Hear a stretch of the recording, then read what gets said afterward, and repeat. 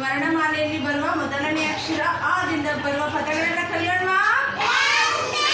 Ready? ಯಾವ ಅಕ್ಷರ ಇದು? Very good. ಆ ಅಂದ್ರೆ ಅಪ್ಪ, ಆ ಅಂದ್ರೆ ಅಮ್ಮ, ಆ ಅಂದ್ರೆ ಅಜ್ಜ, ಆ ಅಂದ್ರೆ ಅಜ್ಜಿ, ಆ ಅಂದ್ರೆ ಅಪ್ಪ, ಆ ಅಂದ್ರೆ ಅಮ್ಮ, ಆ ಅಂದ್ರೆ ಅಜ್ಜ, ಆ ಅಜ್ಜಿ.